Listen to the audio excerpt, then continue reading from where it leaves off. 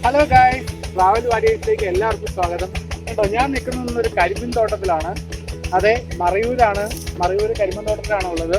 അപ്പോൾ മറയൂർ ശർക്കര നിങ്ങൾ കേട്ടിട്ടുണ്ടാവും. ഭയങ്കര ഫേമസ് ആയ ഒന്നാണ് മറയൂർ ശർക്കര.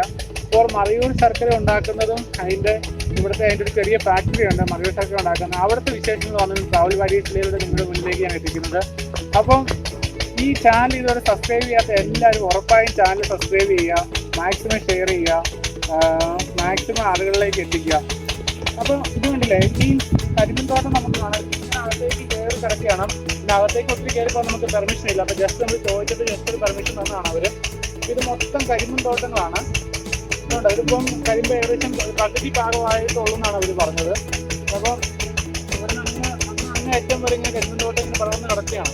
അപ്പോൾ ഇതിന് അപ്പുറത്തായിട്ടാണ് അതിൻ്റെ കരിമ്പിൻ്റെ ഉണ്ടാക്കുന്ന ഫാക്ടറി. അപ്പോൾ അതിൻ്റെ വിശേഷങ്ങൾ ഞാൻ കാണിച്ചു തരാം. അപ്പോൾ നമുക്ക് ഇന്ന് ഇവിടുത്തെ വിശേഷങ്ങൾ ട്രാവൽ വാരീസിലൂടെ കാണാം. ഇത് കണ്ടോ ഗൈസ്, ഇതിലൂടെയാണ് നമ്മൾ ഇതിനു മുമ്പ് കരിമ്പ് പിഴിയുന്ന മെഷീൻ കണ്ടിട്ടുണ്ട്. അതിൻ്റെ ഒരു വലിയ ടൈപ്പ് മെഷീനാണ് ഇത് ഡീസൽ എഞ്ചിനിലാണ് ഇത് പ്രവർത്തിക്കുന്നത്. അപ്പോൾ ഈ മെഷീനിലൂടെ കരിമ്പ് കടത്തിവിടുകയും അതിൻ്റെ എക്സ്ട്രാക്റ്റ് പിഴിഞ്ഞെടുക്കുകയും പിന്നെ അതെടുത്തിട്ടുമാണ് ഇവിടെ ഈ കരിമ്പിൻ ജ്യൂസ് വെച്ചിട്ടാണ് അവർ ഈ മറയൂർ ശർക്കര ഉണ്ടാക്കുന്നത് തന്നെ. അതാണ് ഇവിടുത്തെ കരിമ്പിൻ ജ്യൂസിന് വല്ലാത്തൊരു മധുരം കേട്ടോ. അതാണ് നമ്മുടെ മറയൂർ ശർക്കരയ്ക്ക് ഇത്ര ടേസ്റ്റ് വരാൻ കാര്യം.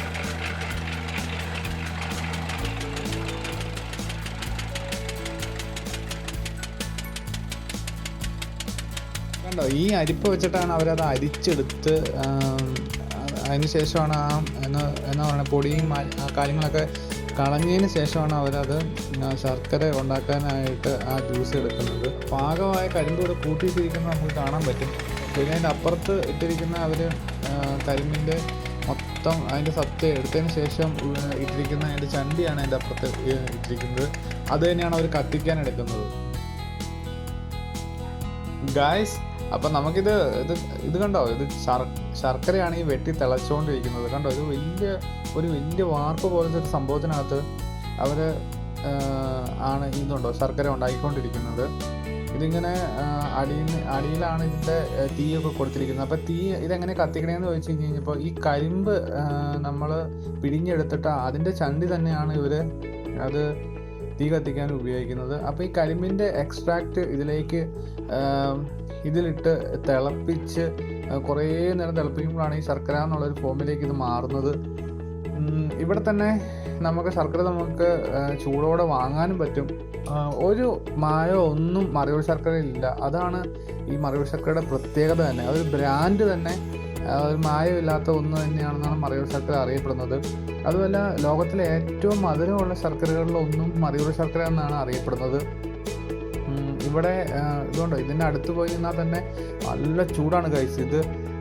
തിളയ്ക്കുമ്പോൾ ഒരു തുള്ളി നമ്മുടെ ശരീരത്തിൽ വന്നാൽ പുള്ളി നാശകോശമായി പോകും.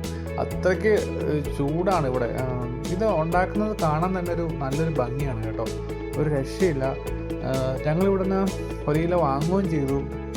നല്ല ടേസ്റ്റിയാണ് ശർക്കര എന്ന് പറയുന്നത്. നമ്മൾ പുറമേ നിന്നൊക്കെ ശർക്കര വാങ്ങി കഴിയുമ്പോൾ ഒത്തിരി മായങ്ങളും കാര്യങ്ങളൊക്കെ ചേർക്കുന്നുണ്ട്. പക്ഷേ ഇതെന്ന് പറഞ്ഞാൽ നമുക്ക് വിശ്വസിച്ച് വാങ്ങാം. പിന്നെ ഗൈസ്, നമുക്ക് ഇവിടുന്ന് കരിമ്പിൻ ജ്യൂസ് കുടിക്കുകയും ചെയ്യാം കേട്ടോ.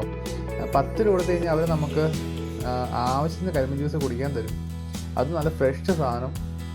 അങ്ങനെയും ഇവിടെ വന്നു കഴിഞ്ഞാൽ നമുക്ക് കരിമ്പിൻ ജ്യൂസിൻ്റെ ആ റിയൽ മറയൂർ കരിമ്പിൻ്റെ ആ ടേസ്റ്റ് നമുക്ക് ആസ്വദിക്കാൻ പറ്റും.